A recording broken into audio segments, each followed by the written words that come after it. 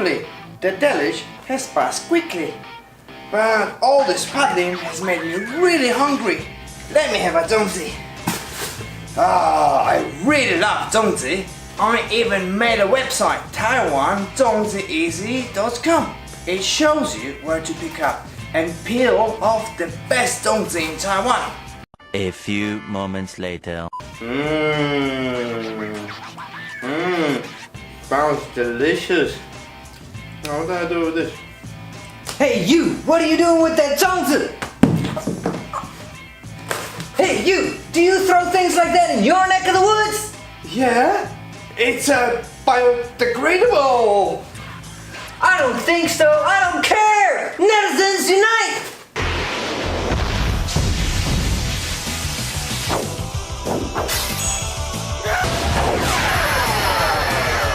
Hi, I am Implorer Nick.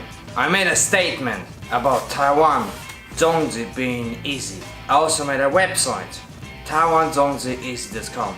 I want to apologize to Taiwan and other zongzi. They aren't easy.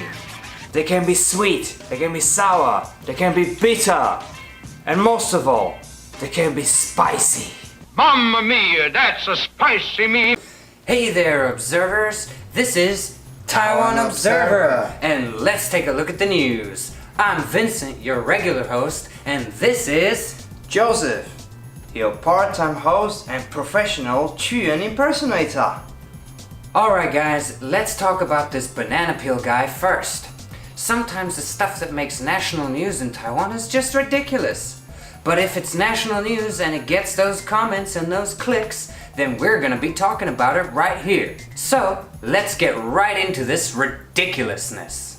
Last week, a guy was caught throwing a banana peel out of a window, and he was confronted about it. When the man who took the video saw something flying out of the car, he wanted to go and confront the guy and get some justice. At the next red light, he got out, and he went to the car in front of him and confronted the couple in the car. He asked the British man in the car, "Would you do this sort of thing in your country?" And the British man replied, "Yes, I would. It's biodegradable after all." Now, we here at Taiwan Observer don't condone littering in any form whatsoever. It's your trash and you need to throw it away like a goddamn grown-up. But I digress. My point is, why does this make national news? Is it because he's a foreigner? Or is it because the guy happened to catch everything on camera?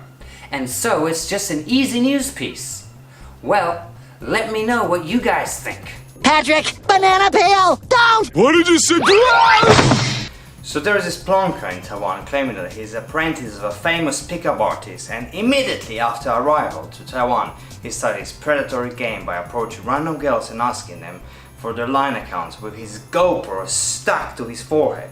He didn't expect how quickly Taiwanese netizens and his underground would pinpoint his location and instruct him how to stop his asinine show or else. Coakley has deleted most of his videos or unlisted them. He also recorded a video apology. In the video, he is showing his remorse and he also pleads for his safety. Many netizens claim that he faked the video, and they say as soon as he gets out of Taiwan, he's gonna upload all of these videos back again and he'll try to monetize on his channel. I personally think that people like him are giving us Westerners a very bad reputation in Taiwan. But I'm hoping that this is a lesson for Mr. Coakley from Taiwan Underground and netizens that he'll never forget and hopefully change his ways. So guys, what do you think of people like that? There was a massive discussion going on, but if you still have something to say on the subject, please leave your comments in the section below. Dear Mr. Emperor Man, sir, please forgive me, but may I be as bold as to say, Chuya, he is a plonker. Yes, a plonker he is. Plonker! I have been banished from the court. There is nothing left for me to live for. A Chinese poet by the name of Chuan lived once in ancient times. He was born in the year 340 BC during a period of history called The Warring States. What brought him to prominence were his poems. These are still taught at schools, and many people learn them to this day. Chuan and his clan served as officials under various kings. At some point, Chuan found out that somebody was bad-mouthing him behind his back. After this, he needed to leave the court and come back to his native village. There are many conflicting reasons why he committed suicide. What is certain is that he jumped into Middle River. Upon realizing what happened, his followers had started a new tradition and threw dongzu to the water, trying to preserve the poet's body. That place, Chuan left in the river and drowned without a trace. People heard the sad and awful news. They ran to pay respect that was due. People got in boats in much dismay. They didn't want fish eating Chuan's body. They found sticky rice for the fish to eat instead, and the drums beat to avoid the body being tread. So today we remember Chuan's dismay, the poet who gave us Duan Wu-jie. Watch the dragon boats, hear the drums beat, eat songs so bittersweet.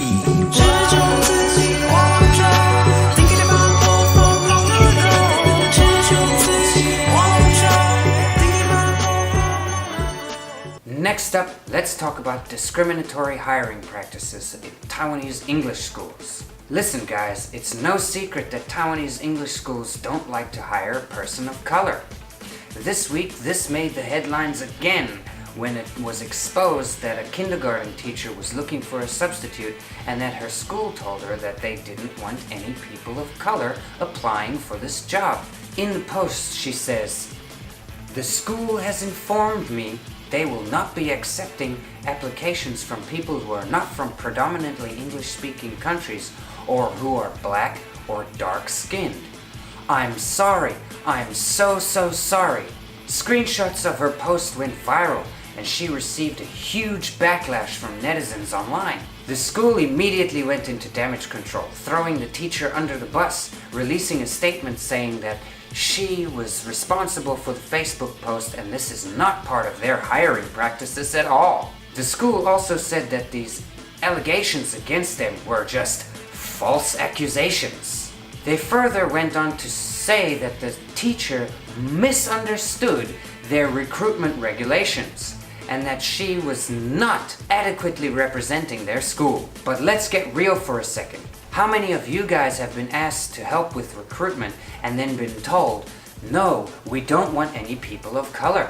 Discrimination is a real problem here in Taiwan, especially for Southeast Asians and people of color. I think this is disgusting, but what can we do about it, right?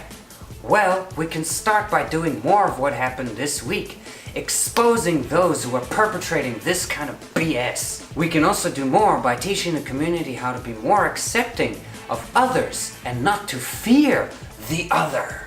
What do you guys think? Do you think Taiwan is getting better with how they treat people of color? Or is this just the tip of the iceberg and there's way more gonna go on before we see any real change? If you are a foreign factory worker or a caregiver currently working in Taiwan, there is some good news for you. Taiwan's government haven't forgotten about you and they made the Ministry of Labor issue a reminder. They have reminded migrant labor agencies not to charge placement fees twice in the case of a worker willing to change their job.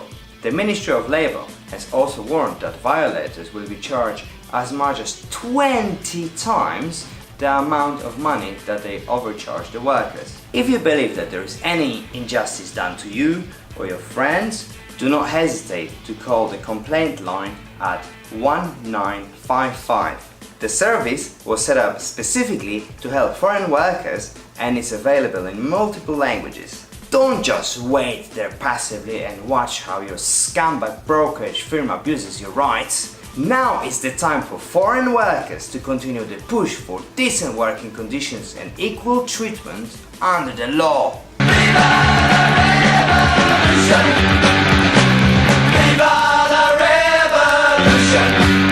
One lucky man and 7 women became a bit luckless after the evening trip became a bit of a disaster, and one would even question the man's sense of direction and masculinity as a whole. Nah, I'm just kidding. The group of Capayano FWs lost their way in the dark while taking a hike in the mountains around Taichung. The path itself wasn't particularly difficult nor remote. Our happy bunch wasn't very good at finding their way in the darkness, and they couldn't get back to the main gate. Their Mandarin skills weren't very good either, and they couldn't really communicate with the emergency services. After over 1 hour search, the pathetic assemblage was found by the main gate, possibly karaokeing themselves to the tune "Hello Darkness, my old friend." Another instance of taxpayers' money well spent. Well done!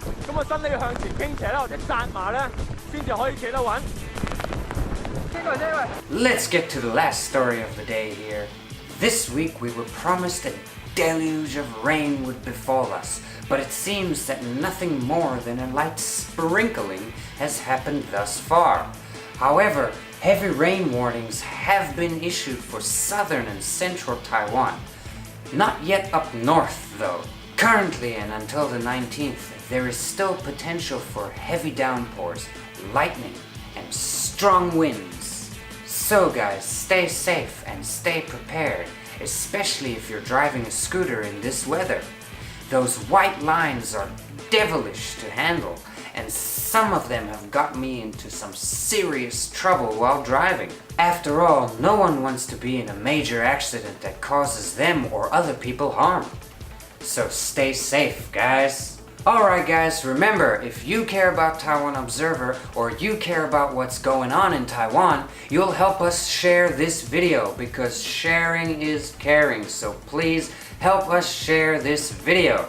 And don't forget about our Thursday episode of Chatty Chatty Bao Bao. This time our guest is going to be Dr. Mersha de Souza, and she'll be talking about education and getting accreditation for bigger school. If you guys have any other comments or any opinions on any of the stories we spoke about, or you just want to know a little bit more about what we spoke about, you can check out the description for links and leave your comments in the comments section. Alright guys, this is the end of our show. Thanks for watching. Taiwan Observer out!